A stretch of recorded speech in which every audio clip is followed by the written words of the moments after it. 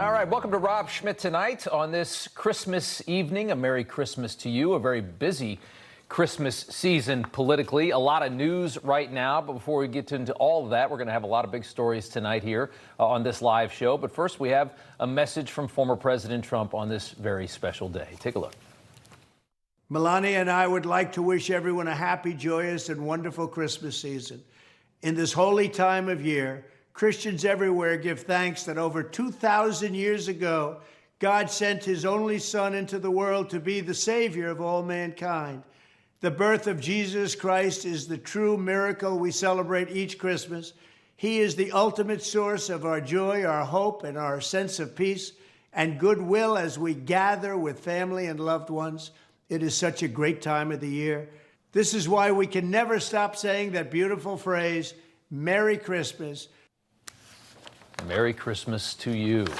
Former President Trump enjoying Christmas with his family while holding a massive lead over Republican challengers for the 2024 nomination and currently leading most polling for the presidency itself. Trump is the favorite to win the election next year, according to Vegas odds makers even, using a historically much more accurate determination where people are putting their hard-earned money. Standing in Trump's way in 2024 is the entire machine that he is attempting to dismantle, an operation being coordinated from Washington that's operating in several different states, including now Colorado, where the state Supreme Court just kicked Trump off the ballot as the Democrat Party barrels toward authoritarianism, embracing it, using Trump's brash, unconventional brand of populism as an excuse to do what they've always wanted to do what governments desire most: dismantle the freedom of its people, take away the options. One of the most duplicitous liars for this regime is Jamie Raskin, who says the Supreme Court must uphold the Colorado decision and remove Trump to, of course, save democracy. This is a chance for these justices to show that they really mean it when they talk about textualism, when they talk about originalism.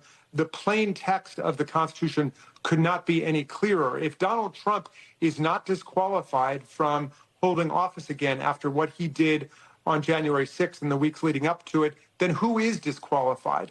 Why would they read an entire provision out of the Constitution? So this is their opportunity to behave like real Supreme Court justices. These people are frauds, and you know that. For 7 years, the whole of American government has been working to subvert, eliminate, destroy Donald Trump any way possible because Trump identified the gravest threat to this free country, our own government. A government that has overgrown and mutated, as governments always do, into a freedom-killing machine. They want control.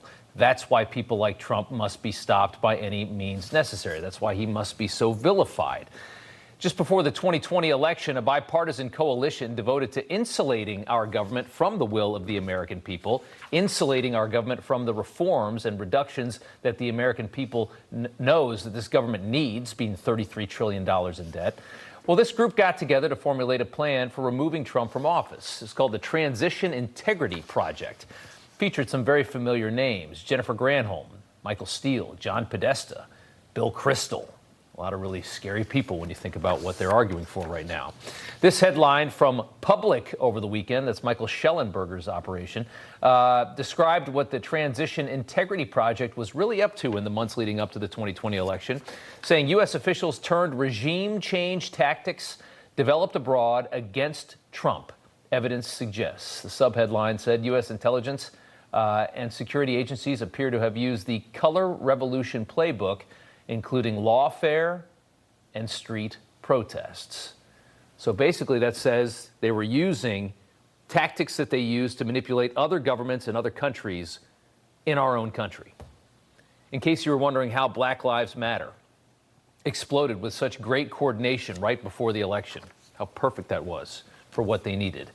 It was simply part of the all-out effort to destabilize your country so voters would choose a different leader. Your government was in on this game to oust the president.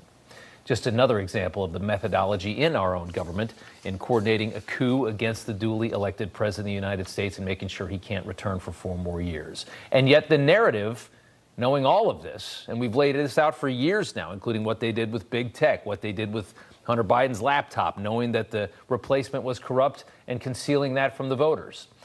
Yet the narrative remains that Trump is the true and only threat to democracy. I happen to believe Donald Trump is a threat to democracy. Donald Trump is a threat to democracy. Trump's threat to democracy. We've seen it happen over and over, and there's a pattern. Donald Trump is a threat to democracy and should be prosecuted. We just have to demonstrate that he will not take power if he does run, making sure he, under legitimate efforts of our Constitution, does not become the next president again. Made good on that promise. That's all you ever hear, as we find a growing body of evidence proving your government was working to remove the elected president and install its own puppet, Joe Biden. These are the people that talk about democracy all the time. You wonder why they talk about it so much, why they can't stop saying the word democracy. It's out of guilt. It's just a gaslight. It's what you do. It's the definition of the word. Pretend that you are the virtuous one when you are breaking all the rules.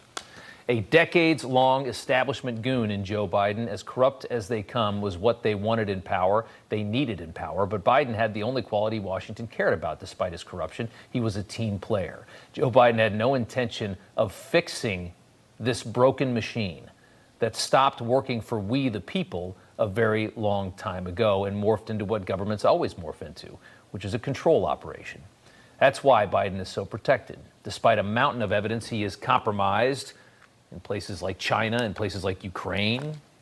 You'd think that would matter a little more, wouldn't you? But no. For some reason, nobody cares about that right now. Isn't that so strange? Compromised by a massive influence peddling scheme.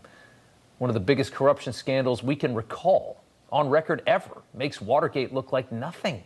And yet, he's so protected. The machine protects him.